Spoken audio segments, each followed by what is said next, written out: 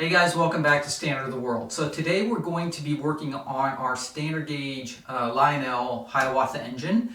This is an engine I got from another TCA member. It was pretty heavily used engine, and so we're going to take it apart. We need to clean everything, get it all re-greased and oiled, and then we're going to try to fix the smoke unit, which has never worked since I received it. So we're going to take that apart, check it out, see what's going on with it, and then try to get that running again. And then at the end, then we'll give it a run around the track and see what the final result is. So yeah, that's what we're going to be doing today. So let's jump into this. Okay, so there we have the chassis right here. We got the shell. Again, just 2 screws in the front here, 2 screws in the back, and the whole thing just comes right off. Now I took the front and rear trailing trucks off just to get them out of the way because they swing it all around and it scratches everything, but you don't have to. Technically, you can get this off without that. So here's the thing. We got 2 big pitment motors in the center here. That's pretty much what the Vanderbilt looked like too when I had the shell off. But our main thing on this one is the smoke unit. That's what we're interested in right here. And you can clearly see right here, if you look at it, looks like pretty burnt right here. So we're going to pull this out here and see what we got. But there is a sort of a factory, I don't want to say defect, but just a design where these didn't work very well from the factory. They didn't smoke much, and they pretty much stopped smoking after a short period of time. And I think it's because they used sleeves over the resistors and not batting, but we'll check it out and see what we see inside here. Alright, so what we're going to do is take these 2 screws out here. Actually 4 screws. Hold this on top of the smoke bowl. So this is a fan driven unit.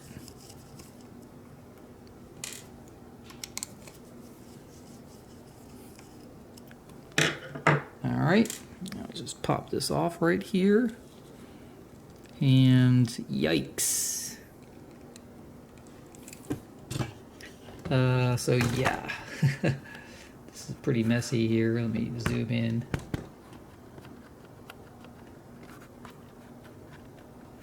So completely burned here. Like so charred, I can't even tell you. Like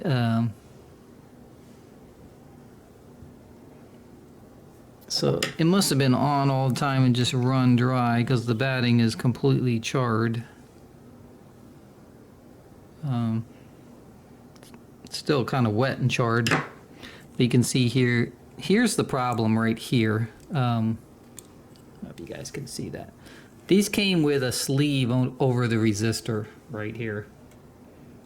And that's what happens. The sleeves don't really, they burn up, right? They get hard and they fuse to the resistor, and it kind of ruins the whole thing. So this thing is really kind of shot. Even if I took the sleeve off here, I don't think I'd be able to save this.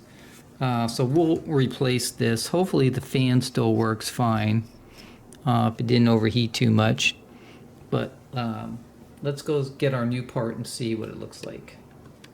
Alright, so there you can see our brand new board right here with our resistor and sleeve, and here of course is the old one, which is completely burned up. My guess is even if I cut that off, it looks pretty bad underneath here. So my guess is this is pretty much shot, but we'll need to take this gasket off of here, reuse it. But other than that, I think this is probably not any good anymore. Although I could replace it with another resistor and maybe it would work. These are 27 ohm ones, so but here is the new one. Now here's the problem with the new one. It has this sleeve on it that they used, right? And that's actually what the problem actually is. It's this sleeve. So before we put this back in here, we're going to cut this sleeve off, and then we're going to put batting in here inside the bowl instead, and that's going to be sort of our upgrade to what Lionel originally did. These sleeves never work. I don't know why they kept using them, because they pretty much just, the second they become dry, they pretty much burn up against the resistor, and then everything's fused together, and that's pretty much it. So All right, so I actually took the bowl off out of the engine, only because these two chambers right here on the side of the fan were completely filled with fluid, and when I put a paper towel just to suck it up, it smells almost like oil. It doesn't smell like smoke fluid at all. It was kind of thick too, and it looked like, you know, the oil that you'd oil your trains with or something. So I don't know if somebody accidentally put oil down the smokestack or what happened here. I can actually see when I spin the fan around here, right below it, there's sort of oil. So this probably should be taken out and just cleaned, this whole thing cleaned out, because I don't know what kind of fluid was in here. Not sure if this fan works either, so I'd have to like put some voltage on it just to see if it spins around or does anything. But I think I'm just going to take it apart and check it, make sure everything's dry and clean, and then put it back together.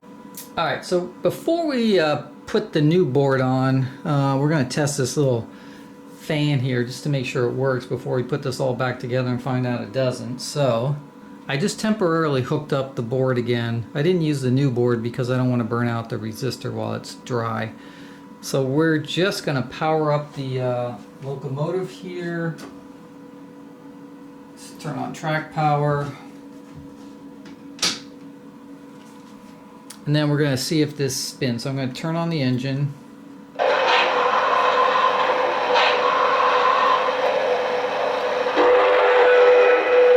Okay, so we got our power. Now I have the smoke switch off, so I'm just going to turn it on real quick and we'll see what happens here. Okay, so we're spinning. So we do have power there to that motor. Looks like it's fine. I don't see any problems with it. So we're gonna say that's successful, and we're gonna leave that as is. All right, so we got our we cleaned it all out. We got our bowl mounted back up on the bracket here. We put some new batting inside there, and then of course we have our new board with our resistor.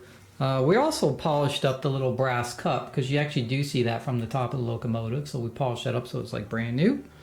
And that's it. So we just kind of tested to see where the resistor would land inside the batting, and I think we're at a good spot. I don't think we need more than that. So we'll put our little gasket on here. And the other thing is we're going to prime it with smoke fluid first. So we're going to get the batting nice and soaked. Actually, I'm going to take this off here. Just to make sure that when we turn it on, it's nice and wet.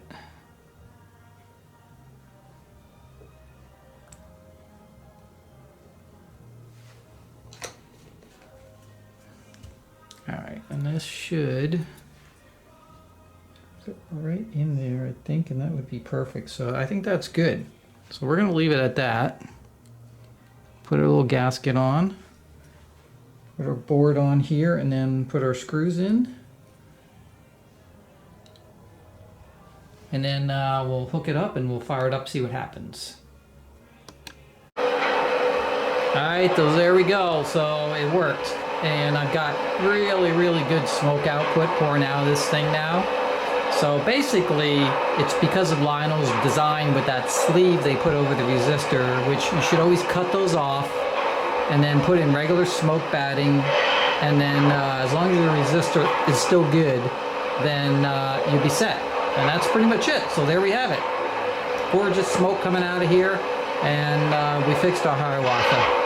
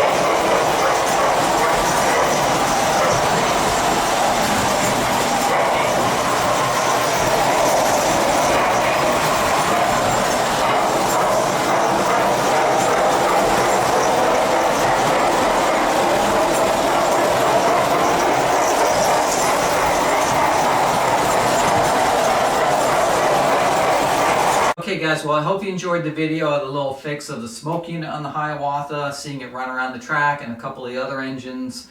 But that is going to be it for the Standard of the World series until about September, October. So 2 reasons for that. One, we're in the middle of spring now and summer's about around the corner and there's a lot of outdoor stuff that happens obviously. So the trains kind of fall by the wayside in the summertime. It's just a seasonal thing.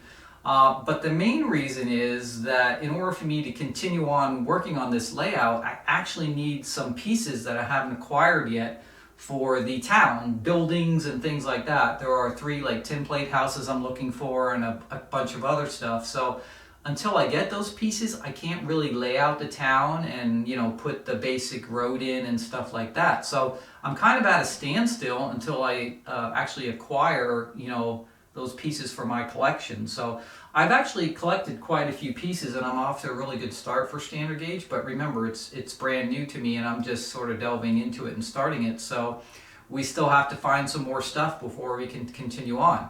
But we did get the layout running. We have all electrical work done as far as the track goes and the control system, so that's fantastic. We've got trains running around the track, which is great, and really we just need to acquire some more pieces. And of course, standard gauge is a little bit harder to find some of this stuff than O gauge, so that's the delay. So we won't be seeing any more Standard of the World videos until probably the fall time.